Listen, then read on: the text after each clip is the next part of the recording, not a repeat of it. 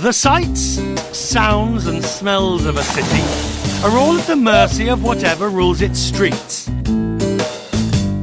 Here in Copenhagen, it's bicycles.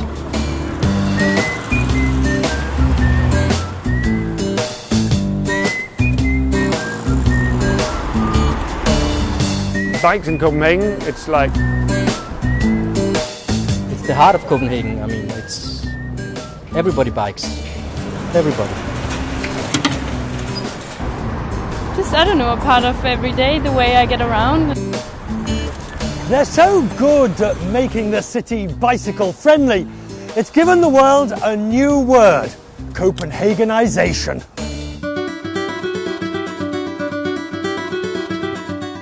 The concept of Copenhagenization has become a celebrated form of urban planning.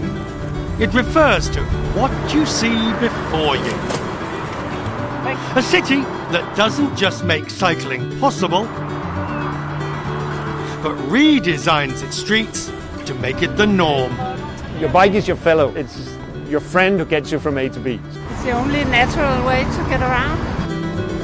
If everything is good, in moderation, what's happened here is that cycling's become so popular, the city now finds itself faced with new challenges.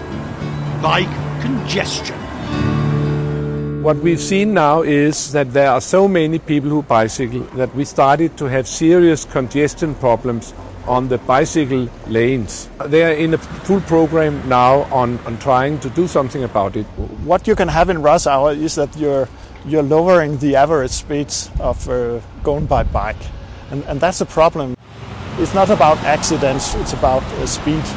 Having spent years mastering the art of making streets bicycle friendly, the city is calling on established expertise to take them forward into phase 2. First of all, it's a problem that we are very proud of, that we have a bike jam, not car jams in Copenhagen. But of course, we have to solve this problem. Luckily, Copenhagen is already in the know when it comes to planning for two wheels, thanks to a process that started many years ago. 50 years ago, every street in Copenhagen was full from wall to wall with traffic. All the squares were parking lots. At that point, it was decided to push back the traffic. So gradually it's become safer and more convenient. And when this has happened, more and more people have taken to the bicycles.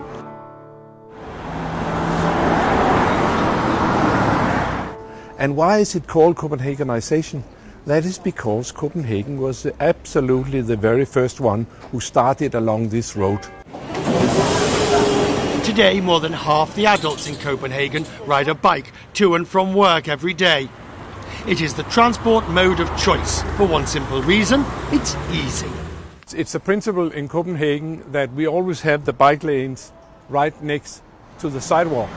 In this way, the parked cars will protect the bicyclists, and that's a much better system. They've gone out of their way to make sure everything's easy for the cyclist. They have asked the people in Copenhagen, why are you bicycling? Is that because it's good for climate? Yeah, a little percentage. Is that because it's good for health? Yeah, a little percentage. Is that because it's cheap? Yeah. But is that because it's convenient and fast? Yeah. People have been riding bikes forever almost in Copenhagen.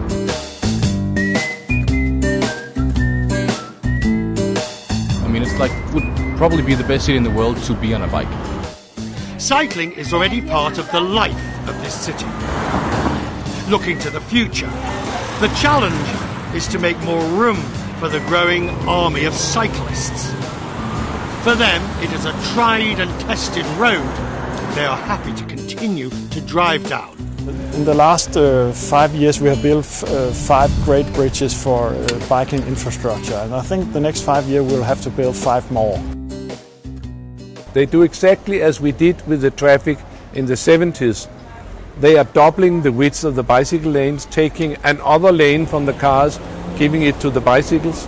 That's why Copenhagen is in many ways the city of the 21st century. If you had any doubt about the way this is going, just look all around you. In just a few weeks, this cycle lane will be wider, giving more room for bikes at the expense of cars. In this future cities, 2 wheels rules.